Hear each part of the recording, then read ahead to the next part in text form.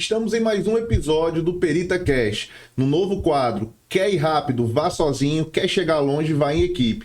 E para justamente explicar, né, a importância de estar em equipe, eu estou aqui hoje recebendo duas águias, o advogado Haroldo Menezes e o especialista e treinador de finanças, o Wesley Oliveira. Então, o papo de hoje, vamos começar falando sobre dinheiro, né, que é um ponto importante. Quem está aqui no Hub, a ideia é conexão, é fomentar resultado.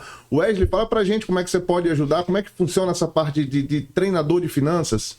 Então, primeiramente, agradecer ao Marcelo pelo convite, né, e fazer parte do Perita Hub. Marcelo, na minha trajetória como mentor de investimentos para empresários, eu tenho visto cada vez mais empresários que se orgulham de estar no operacional da empresa, enquanto que ele deveria estar no estratégico. E às vezes algumas empresas até têm uma autogestão ali, porque o empresário ele cria um time que consegue fazer isso sem a presença dele.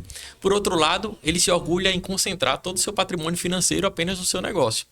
E tem uma frase do Warren Buffett que eu gosto muito, que eu acho que resume a minha ideia, que é: se você tem apenas uma fonte de renda, você está a um passo da pobreza. Então, Warren Buffett, ele alerta o empresário, a empresária, da importância de você diversificar. E eu, como treinador financeiro e mentor de investimentos, eu ajudo empresários e empresárias a diversificarem seu patrimônio financeiro por meio de investimentos no mercado financeiro, em ações, fundos imobiliários, hoje fora do Brasil, com stocks, REITs, ETFs. E bacana dessa visão que você está dizendo, assim, tentando resumir a frase, né, do como o nome? Warren Buffett. Warren Buffett é aquele show, quem tem um não tem nada, quem tem dois tem um. E aí, por aí, eu acho que também tem um pouco a ver com essa ideia de você investir diversificando, não é isso? Exatamente. E a gente começa, na verdade, esse trabalho com o empresário com aquela parte básica da separação entre o CPF e o CNPJ, que é uma grande dificuldade dos empresários, a gente percebe isso. Essa visão de separar o CPF do CNPJ foi uma dor que eu mesmo sofri em algum momento da minha trajetória, né? Em algum dos momentos que eu cheguei a quebrar, foi justamente por não fazer essa separação, né? Justamente por não ter um treinador, uma orientação, uma coisa que a gente sabe um pouco que aquilo não é para acontecer, mas não entende a relevância disso para um negócio. Haroldo, essa história de separar, né? Você termina falando aí de dinheiro, CPF, CNPJ, como é que isso juridicamente se comporta aí, quando a gente não tem essa separação? Qual o risco que o empresário corre? Gigante. O risco é gigante. Os efeitos jurídicos são enormes em relação a isso. Por quê? Você mistura as duas pessoas. E quando você mistura o CPF e CNPJ, por exemplo, vamos para a parte da tributação. Os órgãos tributários vão começar a tributar tudo pelo CPF. E isso, muitos investimentos, muitas pessoas jurídicas têm isenções, reduções, tributação diferenciada, que quando você mistura tudo, perde sentido.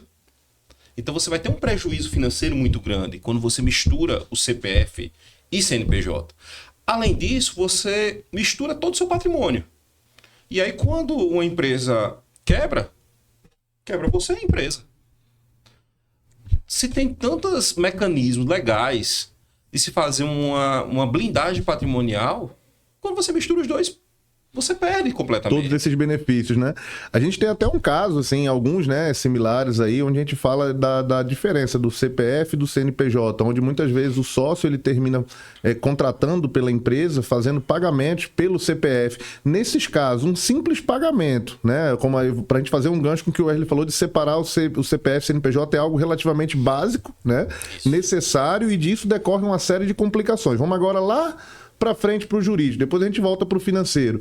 Então, um exemplo, Haroldo, eu estou aqui prestando um serviço para você, eu sou uma construtora e preciso fazer ou receber pagamentos de você, e você termina fazendo esses pagamentos na minha conta pessoal, às vezes na conta da empresa, às vezes eu preciso pagar alguém, um funcionário pago da conta da minha esposa, isso eu sendo uma construtora. Eventualmente, num litígio, todas essas pessoas envolvidas nesses depósitos podem ser arrolados numa determinada ação por simplesmente ter participado da transação financeira? É possível sim. Por quê? Porque estamos falando de uma confusão patrimonial. Então você não consegue delimitar quando começa e quando acaba a pessoa jurídica e a pessoa física.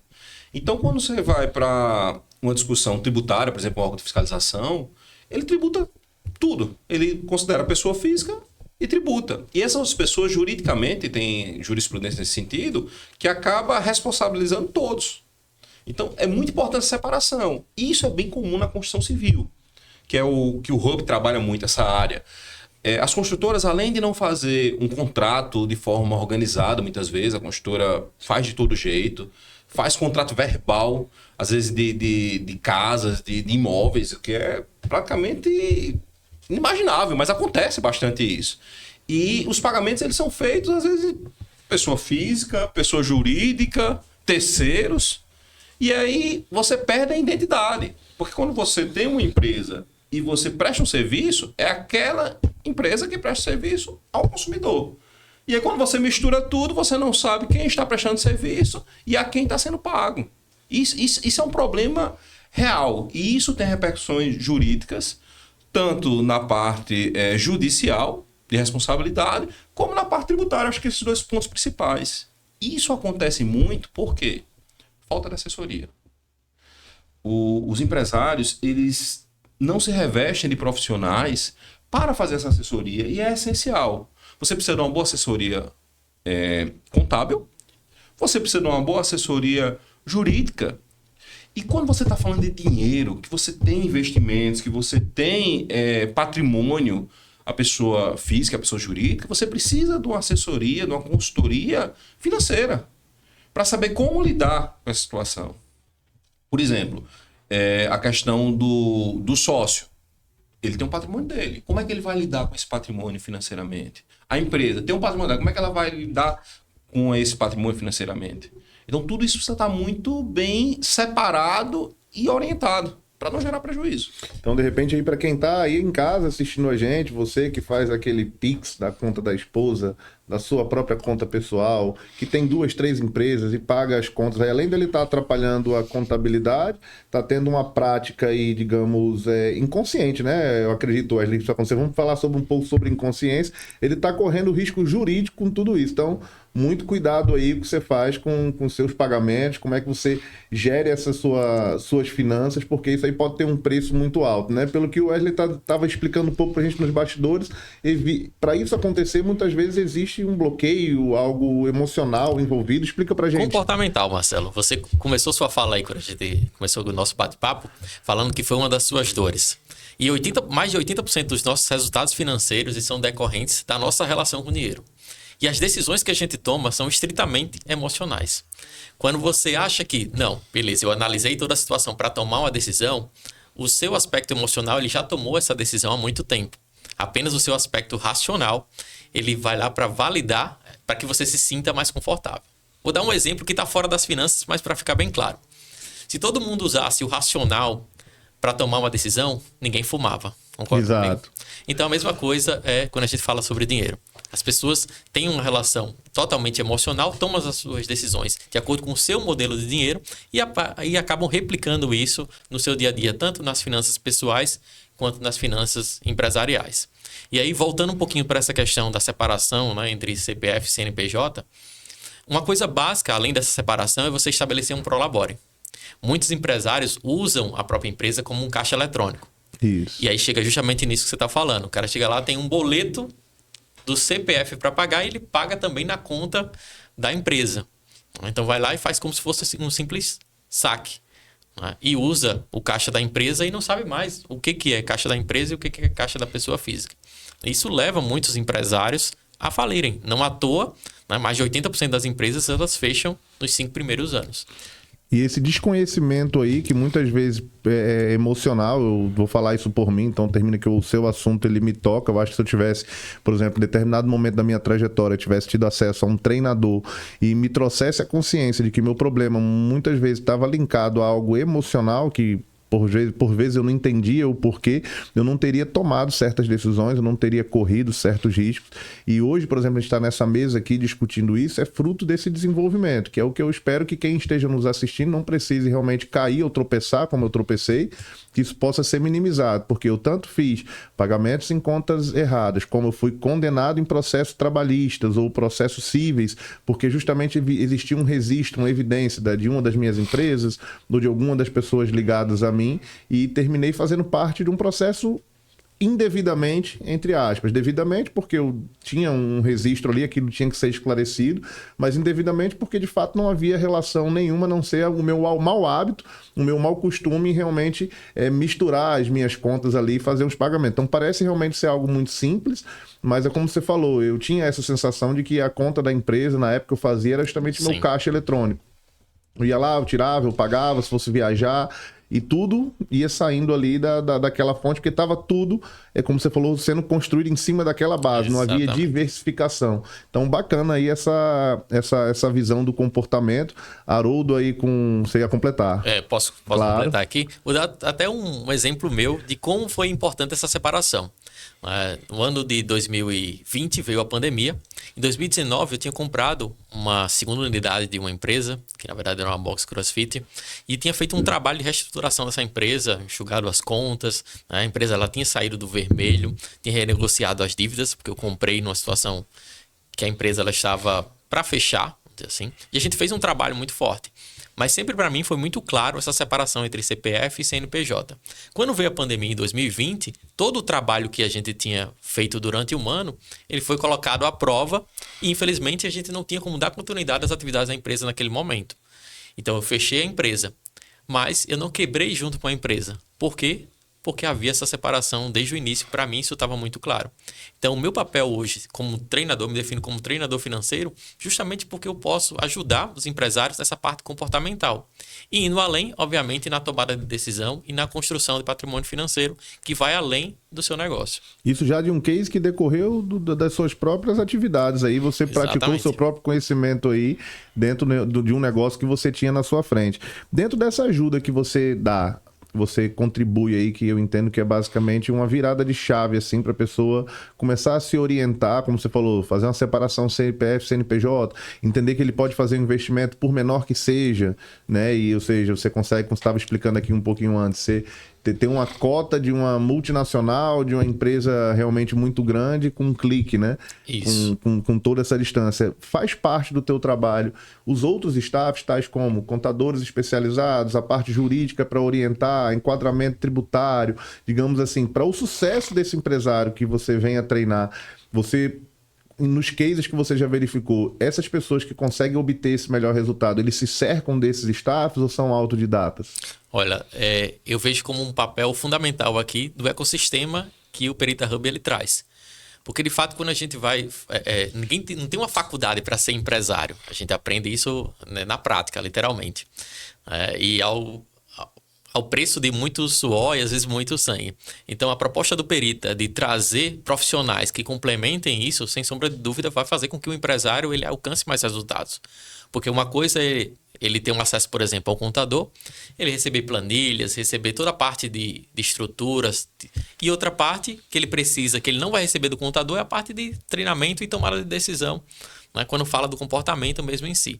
Então eu vejo com muito bons olhos, né, o projeto que o Perita traz, né, e aí não vejo mais nem como projeto, é algo que está se concretizando, já está acontecendo, dessa complementação.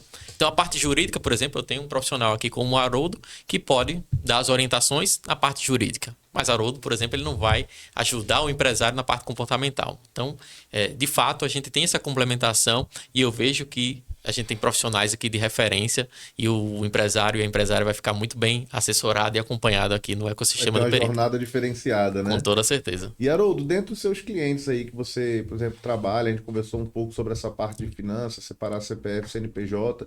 Fala pra gente um pouco da importância do advogado, né? Como um advogado especialista, eu conheço as suas habilitações, já me ajudou em diversos casos, resolveu diversos problemas, mas fala pra quem tá em casa como um advogado, assim, a diferença de eu estar tentando me virar, negociando ao meu modo, e eu ter um profissional como o Haroldo do meu lado. Qual a diferença entre o profissional que se vira só, ou que pretende contratar, de repente, um advogado avulso quando não tiver para onde correr, para, de fato, ele investir numa assessoria, como o seu escritório oferece? Em relação à assessoria jurídica, eu vou dar só um exemplo. Muitas vezes o empresário ele precisa tomar uma decisão. E quando você precisa tomar uma decisão importante, que pode ter efeitos jurídicos, efeitos financeiros, você precisa muitas vezes consultar. Então, quando o consultor ele só utiliza o advogado quando ele tem um litígio, isso é um problema. Porque a maior parte da consultoria ela está exatamente na prevenção. Eu vou fazer determinada situação, um loteamento, assim, vou contratar essas empresas. Muitas vezes, a documentação vai ser essencial. Mas muitas vezes existe uma coisa antes da documentação que pode ser até mais importante. Que é consultar para poder tomar a decisão. Eu vou tomar a decisão desse loteamento, vou utilizar esse parceiro assim, fazer assim. E muitas vezes ele precisa perguntar ao advogado qual é o efeito jurídico disso, qual é a repercussão jurídica desse ato. Isso aqui vai me dar algum passivo trabalhista, isso aqui vai dar algum passivo civil? Qual é o meu risco? Porque o advogado, quando ele trabalha fazendo essa consultoria empresarial, ele consegue dar uma visão dos riscos e aí o empresário toma decisão. Eu quero assumir esses riscos. O grande problema é que os empresários, eles tomam as decisões sem conhecer os riscos. Então, o comportamento muitas vezes está equivocado. O comportamento ele tá levando a situações que deixam o empresário com prejuízo ou situações difíceis porque ele não tem essa assessoria. É igual quando ele vai fazer um investimento. Ele precisa de uma assessoria. E além disso, mesmo com toda essa assessoria, com toda essa orientação para que ele tome as decisões, na maior parte dos negócios vai precisar de documento. Somos um país extremamente burocrático, onde o que não está escrito, geralmente, para o empresário, é um risco de assumir um prejuízo, um risco maior do que ele assumiria se tivesse documentado. Então você precisa documentar o que você vai fazer, para quem você vai fazer, como você vai fazer e os limites do que você vai fazer. Se isso não está documentado, alguém vai interpretar isso e muitas vezes vai lhe exigir mais do que você propôs, vai exigir de todo o seu ecossistema a responsabilidade e isso vai acabar no prejuízo. Então essa é uma das grandes diferenças, então, da pessoa do empresário que vai estar ali trabalhando de forma individual, tentando mediar os conflitos dele, um profissional que tem uma assessoria jurídica que vai trabalhar isso de forma preventiva, né? Ou seja, vai evitar maior parte dos problemas de acontecer através de instrumentos claros, né, concisos, né, e prevendo aí situações realmente legais para ambos os lados, né, eu acho que é o negócio jurídico perfeito, né, onde você consegue fazer realmente ali uma transação prevendo ambos os lados e ter um equilíbrio nessa negociação que termina sendo importante também para que o negócio venha a ter sucesso, correto? Sim, exatamente nesse sentido. Precisa estar muito claro. As pessoas, o consumidor, ele precisa saber o que é que está sendo ofertado e os limites dessa oferta. Os grandes riscos estão quando você não delimita isso de forma clara. E para a gente trazer isso aí para todas as relações, por exemplo, o Hub hoje ele vai ter associados, isso demanda de um contrato, é uma relação jurídica, eu vou ter um regulamento. Então a gente tem que ter uma série de regras, como você colocou, escritas, para que todo mundo saiba ali o que vai acontecer, o que vai ser entregue, qual é o seu papel dentro daquela relação. O Wesley também prestando o serviço dele de treinador, existe um contrato, né? Ou seja, mesmo você sendo especialista em finanças, sempre há necessidade de um instrumento técnico, né? Jurídico nesse caso, para você formalizar os seus negócios. Eu acho que daí vem a importância realmente do trabalho como do Haroldo. São diversos casos que eu pude, inclusive, desfrutar do serviço dele, onde a gente conseguiu resolver as coisas de forma prévia, ou seja, não foi necessário a gente chegar ao judiciário, ou se chegou lá a gente conseguiu encurtar esse percurso.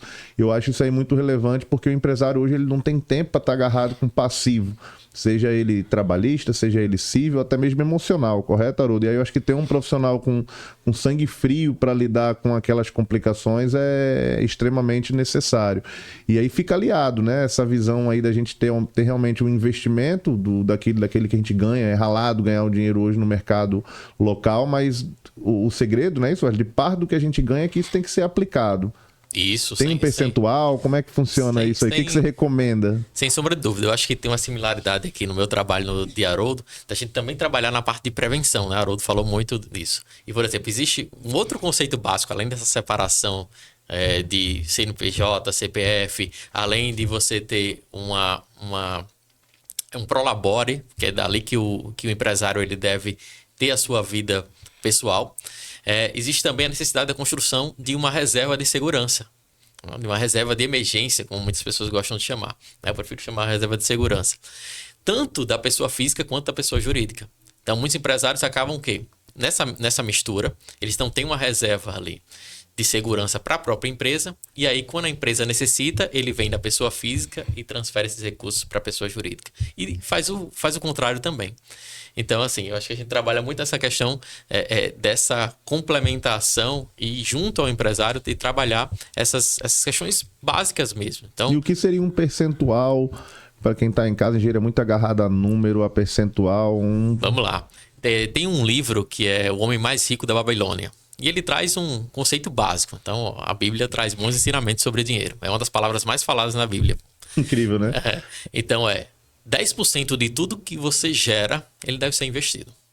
Então, 10%, independente do faturamento da sua empresa, ele deve vir para a pessoa física e desses 10% você investir. E aí, investir que a gente fala é aproveitar todas as oportunidades que o mercado financeiro, de maneira geral, oferece.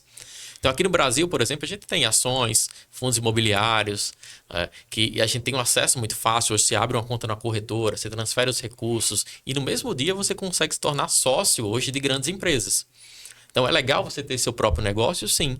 Mas você saber que hoje, mesmo com poucos recursos, você consegue ter acesso a imóveis de alto padrão, com inquilinos de alto padrão, por exemplo, ou multinacionais, ou empresas gigantes de determinado setor, isso é extremamente favorável ao crescimento do empresário. Então a gente pode dizer que existe um bloqueio, porque as pessoas acham muitas vezes que para investir tem que ter muito, tem que ter grandes quantias. Então quer dizer que na sua ótica é 10% de qualquer valor. Se eu tenho R$100, 10% de R$10, eu vou lá, vou fazer uma aplicação de R$10. Se eu tenho 1.000, faço uma de 100. Se eu tenho 10.000, uma de 1.000. Isso aí, o importante na verdade é fazer e quebrar, eu acho que o bloqueio emocional, pegando o gancho da primeira parte da conversa, sim, de que investir é possível, não é distante, não é algo... É verdade. Meu filho, ele já tem um hábito, né? Tipo, se eu não conseguir aplicar isso em mim a longo prazo, eu digo, meu filho, de tudo que eu lhe der, vintão, aplica ali. Aí ele tem aquela continha do Nubank, é o que ele tem de entendimento hoje, já roda uma aplicação. A minha expectativa com isso é que realmente eu esteja criando um hábito, né, que eu não fui orientado a fazer, e a gente termina praticando isso com muito esforço pelos bloqueios emocionais, mas para o meu filho eu estou tentando fazer com que seja diferente. E a gente fala em 10%. E aí falou que a Bíblia orienta isso. Aí me lembra a história do dízimo. Isso. Né? Em algumas literaturas fala sobre doar, né? Que é importante. Primeiro eu dou para mim, eu tenho que ter meus 10%, a minha reserva. E fala também do dízimo de eu estar doando às pessoas, que nessa visão de ganha-ganha, quando eu dou, termina que o universo me dá de volta. O que as finanças acham disso aí? Dessa visão do dízimo, do doar? Como é que o financeiro enxerga isso aí? É perfeito essa tua questão que você traz aqui pra gente, porque o empresário... Ele começou a partir de um sonho, seja por uma oportunidade, seja por uma identificação, por uma habilidade, por algo que ele viu ali, uma oportunidade, algo desse tipo. Mas muitos acabam ficando presos, né, nesse sonho. E quando a gente fala sobre construção de riqueza, ela vai muito além do dinheiro que você tem no bolso. Ser verdadeiramente rico não tem relação com a quantidade de dinheiro que você tem no bolso, mas sim com prosperidade e com abundância. E quando a gente fala de abundância, a gente está falando de transbordar na vida das pessoas. Então, eu tenho certeza absoluta que muitos empresários e empresárias que estão nos assistindo aqui nesse momento têm orgulho, por exemplo, de gerar muitos empregos. Então, isso é um bom sinal. Você está transbordando na vida dos seus colaboradores. E quando a gente fala do doar, né, do dízimo, a gente está falando também de transbordo. Na hora que você propôs esse podcast aqui com a gente e que a gente está partilhando um pouco do conhecimento que a gente tem, a gente está transbordando naqueles empresários que vão acompanhar esse episódio. Então, sem sombra de dúvida, o dízimo é algo que retorna para você e, como a própria Bíblia diz, né, a gente recebe muito mais do que os 10% do que aquilo que a gente doa. Então, bacana. Na visão de finanças, doar é legal também. Mas assim, primeiro eu me presenteio para poder, quanto mais eu me presentear, me fortalecer a ponto de que eu possa sempre estar doando, transbordando parte disso. Mas isso. O que vem primeiro? Doar ou guardar pra gente? Eu tenho que guardar para poder estar doando, correto? Vamos lá, vamos pensar no avião. Quando a gente entra no avião, o que a aeromoça diz?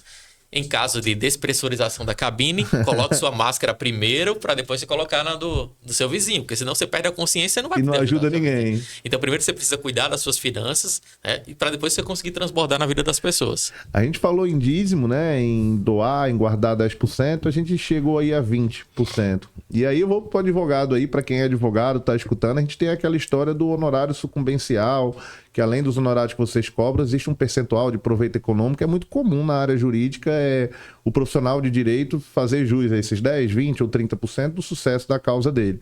É prática entre seus colegas advogados, de parte desses 10 ou 20% que eles recebem, que chega a ser 100, ter esse hábito de guardar? Como é que funciona isso aí no teu mercado, ou particularmente na tua vida? Existe essa separação, esse guardar esse valor de quando se recebe, ou a gente vai precisar? Porque eu já preciso conversar com o Wesley, eu tenho vários bloqueios, você vai ter que me ajudar, traga a marreta, viu? Eu quero quebrar o muro que eu tenho aqui com força. Como é que funciona na área jurídica aí? Fale do mercado e dos seus colegas. Vocês falaram de prosperidade. E na minha casa, eu venho também tentando quebrar esse paradigma. Então, meu filho também a gente cria com essa palavra de ordem, prosperidade. Não tem a ver só com dinheiro, tem a ver com crescimento pessoal, crescimento financeiro, desenvolvimento. E quem é próspero de forma correta, quem tem o ideal de prosperidade, esse geralmente vai... Ou melhor, todos os exemplos que eu tenho, eles transbordam. As pessoas prósperas, elas querem ajudar. Então, isso é natural. Quando você vai para a advocacia, essa questão de sucumbencial, tem a previsão legal, a parte devem resolver fora da justiça. Mas se vão para a justiça, estão cientes que aquele que não tem o direito legítimo vai arcar. Por isso que é os honorários sucumbenciais. O perdedor vai pagar ao vencedor. Que são os honorários sucumbenciais que o advogado da parte vencedora recebe da parte sucumbente, né, na parte perdedora. Mas essa questão de investimento não é só na Constituição Civil que existe dificuldade, não. O que eu percebo de uma boa parte dos colegas é que a visão da advocacia mistura muito o CPF com o CNPJ. Demais. A maior parte. Eu fiz a pergunta na maldade, que eu sei que o engenheiro e o advogado, eles misturam muito. Eu tô atuando pelo meu CPF, eu tô atuando pelo meu CNPJ, muitos até não têm CNPJ, né, advogados. Muitos. E assim, é um grande erro, na minha opinião. E eu percebo que isso vem mudando. Eu mesmo fiz essa transformação, eu tô advogando há 17 anos, e nos primeiros 5 anos existia essa dificuldade dessa transição. Mas, por sorte, eu despertei cedo e comecei a fazer um processo. E a grande dificuldade que a gente tem é porque você é uma exceção num grande grupo. Então você não tem nem as pessoas a que se orientar, se consultar. Hoje não. Hoje os advogados cada vez mais têm uma visão mais empresarial. Eles estão transformando o escritório dele em empresas. E isso não quer dizer que ele está se afastando dos clientes ou está se tornando frio. Não, não, não. Ao contrário, ele está profissionalizando o serviço e entregando um serviço melhor, um resultado melhor para os clientes. Porque a mistura do advogado com a pessoa física é muito forte. Para você ter uma noção de quanto isso é importante no meu escritório é o Menezes Advocacia. Nunca foi o escritório Haroldo Menezes, nunca foi Haroldo Bezerra de Menezes, nunca foi. Sempre foi Menezes Advocacia. Porque eu sempre tive essa visão de que as pessoas físicas, elas se reúnem por algum objetivo e criam uma terceira pessoa que é a pessoa jurídica. Então sempre foi a finalidade, desde o primeiro dia, de fortalecer a marca. E depois veio a questão das finanças também, de separar e se trabalhar isso. E hoje a gente vê, por quê? Houve uma mudança legislativa. O escritório de advocacia ele foi para o Simples, tem uma tabela própria. E aí, com essa mudança, houve uma migração muito grande das pessoas físicas para as pessoas jurídicas. Pra você ter uma noção, minha pessoa jurídica já tem muitos anos, eu não sei quanto exatamente, mas o número dela é 499. Temos mais de 20 mil advogados e a minha pessoa jurídica era 500, quando minha OAB já era quase 7 mil.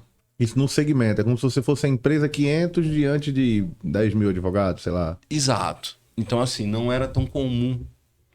E depois, isso porque houve um aumento muito grande com essa mudança, que foi exatamente quando eu constituí. E a gente vê que há uma mudança. Os próprios advogados a gente conversa, os colegas e tudo, cada vez mais eles estão se tornando empresários do setor jurídico. E eles estão também fazendo essa diferenciação, isso deixa muito feliz, do CPF com o CNPJ. E existem as particularidades da profissão, que é diferente. A construção civil ela precisa de muito material, de muita mão de obra, de muitos insumos, de muito caixa para movimentar. O escritório de advocacia ele é uma estrutura mais enxuta. Ele precisa de advogados, de profissionais, mas não precisa de tantos insumos. Então, ainda há uma conversão muito grande do faturamento da pessoa jurídica para prolabore ou para, como é que se diz, para lucros, a divisão de lucros, para a pessoa física. É muito comum, porque o serviço é só prestação de serviço, não tem muito serviço. Não tem tanta despesa indireta, né? Exatamente. A despesa indireta é menor, é pequena e basicamente a boa parte do resultado disso aí vem para a equipe, né? Exatamente. Com relação a essa visão ainda de transbordo, de entrega, né? Da gente realmente ir um pouco além. Os nossos negócios, os meus, sei que o de vocês também, pela relação que eu tenho de vocês, é sempre com essa visão de entrega, né? Ou seja, eu acho que o dinheiro, pelo menos pra gente aqui, nas relações que eu tive com vocês, sempre foram uma consequência, né?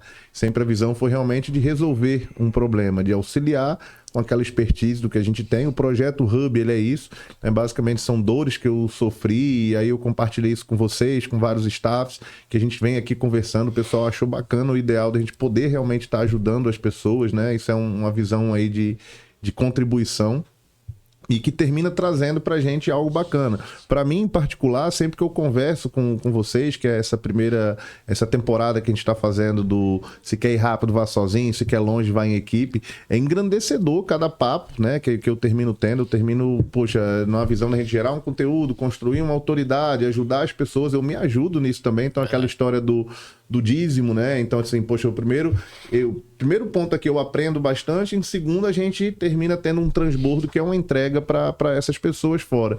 E a pergunta é, por exemplo, Wesley, você quando entra numa empresa, eu já sei da resposta, mas aí para que a gente tenha isso registrado, você quando entra numa empresa ou vai auxiliar propriamente um empresário, o objetivo principal de valor, qual é? Como é que você chega num cliente? Qual é a ideia do que você pretende entregar para ele? Vamos lá, Marcelo. A minha mentoria, o meu processo de mentoria, que é justamente vou acompanhar o empresário, pegar na mão dele, né, e fazer esse processo de transformação, porque eu fui transformado há um período atrás, são 3 pilares, basicamente. O primeiro pilar que eu trabalho com o empresário é o pilar do sonhar. Por incrível que pareça, né? A gente, o cara senta comigo, ele acha que eu vou abrir uma planilha logo para ele. E ele se surpreende quando a gente começa a perguntar, vamos lá, quais são os seus objetivos de curto prazo?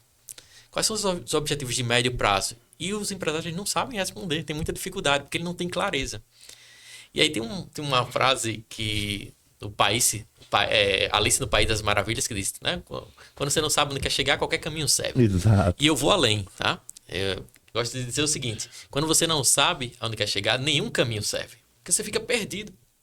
Exato. Então, qualquer distração que acontece ali no meio do caminho, né, você começa a se perder. Então, eu trabalho com o empresário, ele tem a clareza, tá? De onde ele está, qual é o ponto A que ele está, e qual é o ponto B que ele quer chegar. Então, o que ele quer? Ele quer ter mais tempo, por exemplo, com a família, ele quer viajar mais, né? O que ele quer romper? O que ele tem de comportamento em relação às finanças dele, em relação ao negócio dele, que tem impedido ele de alcançar o próximo nível? Então, a minha entrega está muito ligada a isso. O segundo pilar é o pilar do planejamento. Então, o cara vai ter lá todo, obviamente, um conhecimento teórico que ele precisa e prático para poder analisar ativos, por exemplo, de maneira simples, tá? Uma estratégia simples. Que, como você bem disse, o empresário ele não tem tempo. Mas eu tenho uma metodologia onde o cara senta e pega uma empresa e ele consegue definir em 5 minutos se aquela empresa deve ou não fazer parte da carteira dele. Se ele deve ou não investir naquela empresa, por exemplo. Então, isso otimiza muito o tempo do empresário. E o terceiro pilar é o pilar investir, que é onde você precisa, propriamente dito, disponibilizar tempo, que tempo é um investimento. Precisa disponibilizar, obviamente, recursos financeiros para você poder fazer isso. Né? Dedicar um mínimo de tempo também para poder aplicar aquela metodologia que ele aprendeu. Então, estruturando dentro desses 3 pilares, essa é a entrega. O empresário ele sai. Ele chega sem saber absolutamente nada sobre investimento, sem ter clareza do que ele quer, quais são os objetivos que ele tem, pessoais. Tá? E ele sai disso com muita clareza, com um plano de ação, com sua carteira montada, com seus primeiros investimentos, recebendo seus primeiros dividendos. Bacana. Então, dentro dos seus cases de sucesso aí, a gente pode entender que, primeiro, você ajuda o empresário a sonhar, muitas vezes ele não tem clareza se quer um sonho, Isso. e se tem, eu acho que você consegue melhorar isso. Existe uma etapa de planejamento, que é onde entra realmente a visão aí consultiva, técnica, né, de Isso. experiência, e propriamente o início desse processo de aplicação. Então, dentre os cases aí que você tem de realização, imagino que esse empresário ele termina tendo lucro com a contratação do seu serviço. Tipo assim, no final das contas você vai se pagar dentro de um contexto onde ele vai gerar mais riqueza, vai gerar mais valor. Ele termina aprendendo a sonhar, sonhando ele chega lá, tem um planejamento, aplica e começa a ganhar um dinheiro que não ganharia. A Exatamente. gente pode dizer que o serviço do Wesley aí se paga dentro dessa operação. Ah, com toda certeza. Não é? Primeiro que ele começa, com essa clareza, ele começa a saber para onde o dinheiro está indo e ele não tem mais aquela sensação de, peraí, eu trabalho, chega no final do mês, só pago o boleto. Rapaz, tá, é o meu caso, eu preciso de mais uma hora com você aqui depois, viu? O primeiro boleto que você tem que pagar é o boleto do Marcelo do futuro, que entra naqueles 10%. Imagina, se tu paga todas as despesas do teu negócio, tu paga todas as suas despesas pessoais, por que você não está pagando o seu boleto para o Marcelo do Tô futuro? dizendo que já valeu esse podcast, Haroldo, aí. Eu vou sair daqui e vou botar 3 boletos pra mim agora. Eu tenho tanto boleto, botar um pra pagar pros outros, vou ter um pra mim agora. É uma boa prática? Com certeza. Vamos afinar melhor isso aí. Haroldo, nessa visão ainda de agregar valor, o Wesley dentro do serviço dele, ele tem essa visão de agregar essas funcionalidades, se pagar. Na sua área jurídica, né? Na sua área como advogado, o seu cliente, ele termina tendo esse valor agregado de que forma? Mais ou menos como ele pontuou dele. Sei lá, eu tenho uma ação que eu tô com risco aí altíssimo de condenação. Você consegue minimizar esse dano? Eu tenho um possível problema que não aconteceu. Eu consigo prever, fazer uma prevenção em cima disso? Eu tenho direito, tenho que correr atrás. Você consegue uma potencialização desse meu ganho a nível de acelerar? Depende do judiciário, mas existem ações de um jurídico especializado que vai gerar esse valor para o cliente? Essa questão de minimizar danos é quando já tem um fogo. E não é a melhor parte para ser feito. A consultoria jurídica ela vai localizar formas de potencializar seu negócio ou lhe trazer ganhos. Um exemplo, por exemplo, houve uma jurisprudência atual equiparando uma determinada categoria de profissionais a outra determinada categoria de profissionais. E isso tem uma redução, por exemplo, tributária. Então o empresário está trabalhando lá normal e de repente eu chego com uma solução de dizer, olha, você está pagando 20 mil de impostos. E o correto é você pagar 15 mil de impostos. Então eu consigo trazer para ele uma redução de 5 mil de impostos por mês, além de dizer a ele que ele tem 300 mil para receber de atrasado. Essa é a boa advocacia para fazer para o cliente. É chegar, por exemplo, o cliente e fazer a parte preventiva.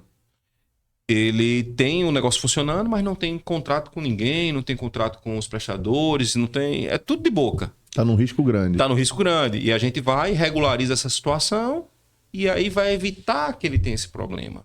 Porque quando é uma prática empresarial errada, uma prática fora da legalidade, essa prática dele vai gerar um prejuízo. Mas quando ele faz tudo certinho, mas não está formalizado, não se blindou dentro da legalidade desses riscos, ele pode acabar respondendo por algo que ele nem deveria responder. Então, a principal consultoria jurídica é trazer retorno financeiro e evitar que haja um risco. E, logicamente, todos estão suscetíveis. Empreender tem riscos. Então, todos suscetíveis de responder a algum processo judicial. Então, quando isso acontece, a gente consegue minorizar qualquer prejuízo ou até evitar um prejuízo. Então isso acontece, por exemplo, eu tô lá para assinar um contrato, ou tô fazendo obra sem contrato, serviço sem contrato, e aí lá na frente o cliente não me paga, eu não tenho um instrumento para poder cobrar o meu valor e minha empresa pode quebrar por conta disso, por eu simplesmente não ter previsto uma ausência de pagamento tendo pessoas para pagar. Isso é um exemplo. Eu vou dar um exemplo bem claro. Um documento jurídico assinado pelo cliente e pelo empresário, ele tem um valor. Se duas testemunhas assinarem esse documento, ele tem outro valor. Sobe o... Exato. Por quê? Ele deixa de ser um contrato que você vai discutir na justiça para saber quem tem direito. e ele passa a ser um título executivo, esse documento. E você pega esse documento e executa direto. Isso pelo simples fato de eu ter essas duas assinaturas de testemunha. Exato. Então, para quem tá aí, já valeu. Testemunha, muito importante, né? Muda completamente o trâmite de um processo comum. Eu tenho, por exemplo, casos de empresários que eles mandaram para fazer uma cobrança a um cliente judicial e só tinha uma testemunha assinada. Tá faltando a segunda. Porque se tivesse a segunda assinada, eu conseguia passar toda a discussão de audiência, de defesa, de o juiz analisar, de recurso, para simplesmente pegar o documento, mandar para o juiz intimar outra parte para pagar em 3 dias sob pena de penhora. Então você pega aí uma situação de 1 ano, que com uma simples explicação, orientação, você encurtou. E às vezes é 100 mil reais, por exemplo, que o empresário tem para receber, que agora, por não ter sido orientado, ele vai esperar mais 1 ano, 2 anos, 3 anos, para poder ter direito a cobrar juridicamente esses 100 mil. O que ele poderia ter com 1 mês, tá cobrando direto. Isso, simples assinaturas que não estão no papel e o espaço até existe, né? Que a gente sempre vê o espaço da testemunha lá. Então, às vezes, não assinar é realmente um retrocesso aí. E aí isso não passa na assessoria da Menezes aí. O contrato veio sem assinatura de testemunha, você recomenda que volte, colhe essa assinatura aí para poder arquivar esse documento. Sim, com certeza. E com relação a essas testemunhas, já que a gente está agora, eu vou uma curiosidade minha. As testemunhas podem ser pessoas ligadas a quem está assinando o contrato? Existe alguma ressalva da minha mãe assinado, meu irmão assinado, um funcionário meu assinado, meu gerente assinar como testemunha? Ou o ideal é que sejam pessoas realmente isentas dos titulares do contrato? Ou não tem nada a ver essa pergunta? Não, as testemunhas em regra, elas podem ser funcionários, pessoas que estão... E é o comum, é a praxe. É a praxe do negócio. Então, se eu fiz um contrato com o Wesley aqui, de prestação de serviço... Você está aqui, você assina, outra pessoa assina, o funcionário está aqui assim, não há, em tese, nenhum problema. Pode ter algumas variações. O importante é que tenha a assinatura de 2 pessoas. Por quê? Se entende que são pessoas que presenciaram que o negócio foi realizado. Então, se for questionar, essas pessoas poderiam ser intimadas para se manifestar sobre esse negócio. Isso, em teoria. Na prática, é uma mera formalidade que com a assinatura deles, esse documento ele ganha mais um plus de força para se discutir judicialmente e acelerar. Então, o empresário que quer chegar longe, um empresário que, né, dentro da dinâmica do nosso quadro inicial aí, ele, pelo que eu entendi, ele contratando o Wesley é um profissional que se paga, desde que ele tenha um giro financeiro, esses valores de dízimos aí, coisas que ele possa realmente guardar, pensar na prosperidade dele. O seu serviço no meio disso tudo não se gera um custo, pelo contrário, você realmente consegue se monetizar dentro desse processo com suas habilidades.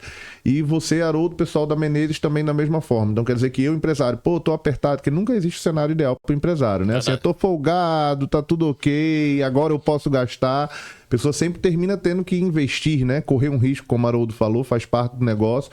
E da mesma forma que ele contratando um jurídico é um serviço que vai potencializar então os negócios dele, desde da formalização dos documentos, tais como acesso a informações privilegiadas, que são jurisprudências, benefícios que existem a cada atividade, onde o seu escritório costuma trazer isso aí. Também apagar incêndio, porque o empresário sem incêndio não é empresário, isso é comum existir, não é? Você também trabalha com esses incêndios. Com certeza. E eu digo muito, você pode ter a melhor empresa do mundo, dando lucro. Se você estiver mal assessorado, tanto contabilmente, que isso pode dar um prejuízo tributário gigante, como juridicamente, isso pode quebrar a sua empresa da noite para o dia. Uma ação trabalhista, por exemplo, uma ação civil, pode minar todo o patrimônio da empresa. Eu conheço empresas aqui no Rio Grande do Norte que tiveram prejuízos de... A empresa valia, 10, 15 milhões. Teve prejuízo de metade do valor que ela tinha só de ação trabalhista. Então, isso quebra a empresa.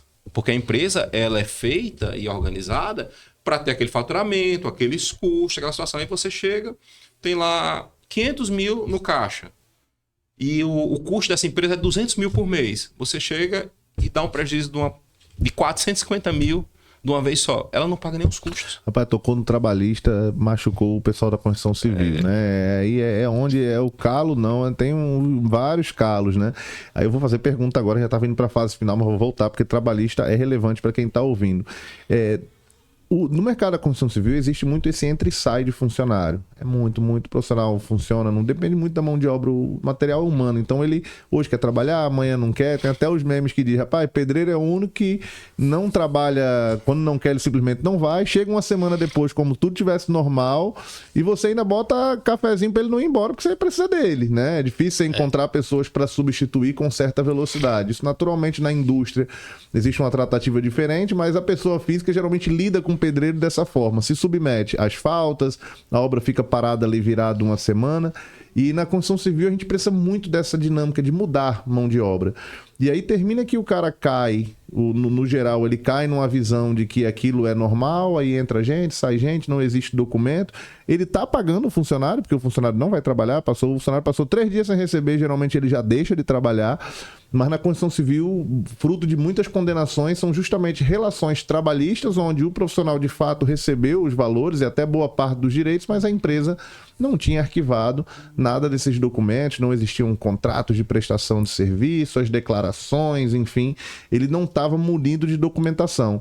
E já vi no mercado práticas de outros advogados que dizem, rapaz, eu vou jogar pôquer com essa empresa, eu vou blefar, eu vou pedir todas as horas extras, vou pedir todos os pontos, todos os documentos, confiante de que a empresa simplesmente não vai ter esse material arquivado.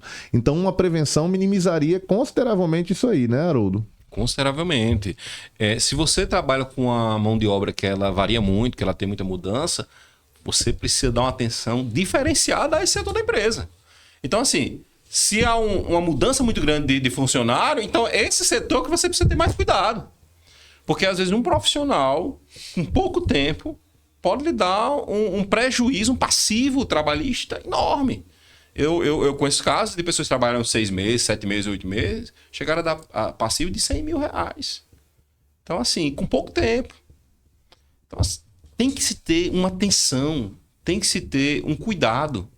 Então, se o seu negócio ele tem essa particularidade, você precisa trabalhar essa particularidade, você precisa ter foco nisso aí.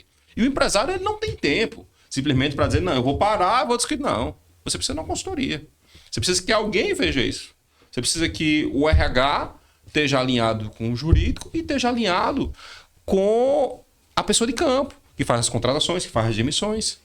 Então aí, sem dúvida, a relação para quem está em casa, o jurídico ele se paga. Quem tem, por exemplo, 10 casas de alto padrão para fazer em um ano, ele gira entre 500 e 1.000 funcionários ao longo de 12 meses.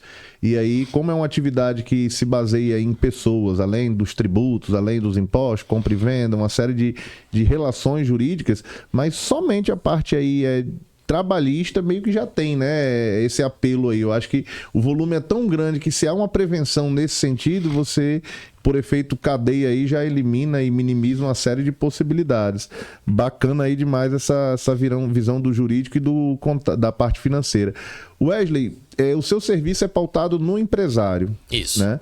E aí uma pergunta minha aqui, por exemplo, eu tenho uma empresa, pergunta, tá? Ver se é possível, de repente faz sentido para quem está assistindo a gente. Eu tenho uma empresa, eu tenho alguns líderes, e esse conhecimento que eu estou recebendo enquanto do meu mentor aí financeiro que vai estar, meu treinador financeiro que vai estar me ajudando, eu consigo de alguma forma estender isso aos líderes como pessoa física? É muito importante que meus sócios, as pessoas que exercem algum tipo de liderança, também tenham uma visão financeira nesse sentido, para que também possam se fortalecer, porque o CPF fraco, a cabeça fica fraca, a pessoa e termina refletindo no trabalho. Você consegue oferecer esse trabalho também para um staff, para uma empresa, para aquelas pessoas que são importantes para o empresário? Lá, empresa que vende é empresa feliz. Né? Então imagine você ter um time de colaboradores extremamente satisfeitos com o seu trabalho enquanto líder, enquanto empresário. Então, os treinamentos financeiros são cada vez mais comuns, né, para os colaboradores que compõem as empresas. Então, sim, eu consigo oferecer. Inclusive, é algo que eu recomendo para os empresários e as empresárias que investam no desenvolvimento do seu time. Porque tudo bem, se você investir na comunicação faz sentido, né? Também você treinar sua equipe para vender melhor também faz sentido. Só que imagina, como é que esse seu colaborador ele vai performar melhor se ele está chegando lá para trabalhar com problema com dívida? se ele está preocupado, por exemplo, com os boletos que ele tem para pagar. O meu pensamento ele veio disso, sabe o que? Assim, o que eu mais escuto o pessoal falar, eu quero estabilidade, né? O funcionário. Para mim, estabilidade não existe, para Flávio Augusto também não existe, para várias pessoas, estabilidade é uma utopia, né? De você realmente estar ali vinculado a um salário ou um cargo público, que pode simplesmente, em virtude de uma crise, de uma pandemia e de qualquer situação adversa, deixar de existir. Mas aí, falando dentro desse contexto de segurança, dessa visão da pessoa ter essa estabilidade, eu digo assim, poxa, tem gente que está na empresa 3, 4, 5, 10 anos, poxa, eu não mudo de vida, minha grana não é o suficiente para eu mudar, a empresa não me reconhece. Desde que muitas vezes, quando a gente vai para esse aspecto emocional, se a pessoa ganhar 1.000, ela vive da mesma forma, se eu botar 10.000, ela vive da mesma forma, se eu colocar 100.000 do salário, ela sempre vai estar com essa visão de que é pouco, que não é suficiente porque ela precisa, porque muitas vezes está ligado ao hábito. Então, de repente, para quem está aí em casa, os colegas aí, empresários aí que estão com essa situação, tem um funcionário bom, mas o cara tem um bloqueio, né, emocional, então essa extensão dessa consultoria pode dar clareza para ele, e esse ganho intangível, emocional, de conhecimento, às vezes tem muito mais valor do que propriamente eu estar aumentando 500, 1.000, 2.000, 3.000, 10.000 no salário. Com toda certeza. Vamos lá, você quer um time engajado e você alia isso, obviamente, às suas metas de faturamento. Então, o colaborador, na hora que ele bate uma meta, né, seja a primeira meta, a segunda, a terceira, e ele, além disso, ele vai, obviamente, recebendo bonificações em função disso. Mas se ele não sabe o que fazer com aquele dinheiro de maneira mais adequada, esse nível de satisfação ele vai cair logo em seguida. E aí vem essa sensação que você falou, que é justamente, cara, eu não consigo evoluir, eu não consigo progredir. Então imagina, se o empresário, além de fazer essa bonificação, ele investe no desenvolvimento pessoal da sua equipe e na inteligência financeira dos seus colaboradores. Então o nível de resultado vai ser muito mais atrativo para o próprio colaborador e também para a própria empresa. É um pouco do que Haroldo finaliza. E aí eu queria só complementar um pouquinho, pegando um gancho no que Haroldo colocou, como os nossos trabalhos se complementam. Imagina, ele falou aqui que eu poderia, de repente, numa situação, impedir que o cara tivesse um passivo aí de 100.000. Aí eu trago a seguinte reflexão. Imagina o que o empresário poderia fazer com 100.000. Né? Se tivesse, por exemplo, na conta pessoa física dele, se ali já entrasse como uma distribuição de lucro, por exemplo. Quanto na montagem de patrimônio financeiro. E outro detalhe que você falou também. O cara tem lá uma empresa que vale 15 milhões, por exemplo, e aí a empresa tem um prejuízo, um passivo, faz com que o valor dessa empresa caia pela metade. E aí entra a questão da diversificação. Né? E faz um gancho também com o que o Marcelo falou. O conceito de estabilidade, ele não existe. Mas a diversificação é o último almoço grátis do mercado. Então, nunca colocar todos os ovos na mesma cesta. Então, a minha avó já dizia isso. Então, ela não entendia nada sobre investimentos, mas já trazia isso. Então, você, enquanto empresário que está acompanhando aqui o nosso podcast, né, traga essa reflexão, e mais que a reflexão, para você entrar em ação e começar a construção do seu patrimônio financeiro de maneira diversificada. Bacana demais, Wesley. E aí a gente vem para aquela ideia do Haroldo, os escritórios estão se profissionalizando.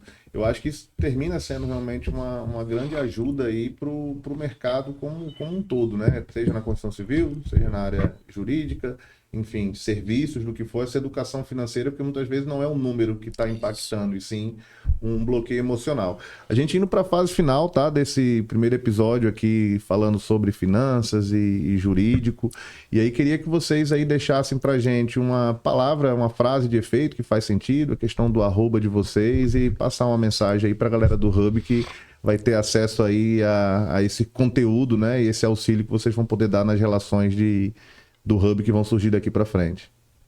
Haroldo. Vamos lá. Uma frase que acompanha muito minha vida e eu acho bem interessante, é uma frase em latim, eu vou dar a tradução dela, que é mutatis mutandis, mudar o que deve ser mudado. Isso é um reflexo do que as pessoas vão fazer. Elas precisam mudar, estar pronta para fazer essa mudança. Então, mudar o que deve ser mudado é @Haroldo Menezes. Valeu, Haroldo. Contexto nada mais justo do que a gente pensar uma empresa como uma eterna obra em construção. Então, por isso que Haroldo colocou aqui que tem empresário que está sempre apagando incêndio, né? E a gente está sempre construindo algo na nossa empresa, sempre mudando algo na nossa empresa. E, obviamente, que a gente passa aí por dificuldades, altos e baixos. Isso é muito comum na vida do empresário, né, e da empresária. E uma frase que, para mim, faz total sentido, e mais do que isso, ela hoje é uma filosofia para mim, é uma frase do Napoleão Hill, que ele escreve sobre filosofia do sucesso. E ele diz o seguinte: e toda adversidade carrega consigo a semente de um benefício equivalente ou maior. Se você quer aprender um pouco mais sobre como desenvolver sua inteligência financeira, então segue lá o meu perfil, Wesley Oliveira, _Financas. Valeu, estive aqui hoje com essas duas águias e pude aprender bastante. Eu acho que esse é o objetivo do Hub, é justamente a gente trazer essas soluções para os empresários. A gente está aí nessa jornada de estar recebendo os staffs que estão contribuindo com seus conhecimentos. Eu fico muito satisfeito e feliz em entender que esse staff ele não está servindo só para o empresário. As pessoas elas saem das reuniões já se consumindo, os próprios staffs, que afinal de contas todos somos empresários, né? Então, independente de eu, trabalhar com finanças, você precisa do jurídico, o jurídico precisa da finança, a gente precisa da produtora, a gente precisa de um estúdio, a gente precisa de um profissional de publicidade. Então, são várias skills realmente que não dá tempo de uma pessoa só condensar tudo isso na tua trajetória, mas é muito bom estar podendo trocar essa ideia com vocês. Acho que, como o Wesley falou, o projeto Hub já é uma realização Hub e a gente conta aí com vocês para passar esse conhecimento nos eventos. A nossa rede de network ela é voltada a ser algo realmente mais estruturado, então não é um simples evento onde as pessoas vão estar lá e tentando interagir, não. Isso aí realmente é nossa base, é nossa entrega. E a gente conta aí com vocês enquanto staff para isso, tá? Auxiliado dentro desse processo. E hoje tivemos aí mais um episódio do Quer Ir Longe, quer ir rápido, vá sozinho, quer ir longe, vá em equipe. E o nosso slogan, a minha frase de efeito é: conecte, colabore e cresça, porque a águia voa com a águia. E curta aí o conteúdo dos próximos episódios.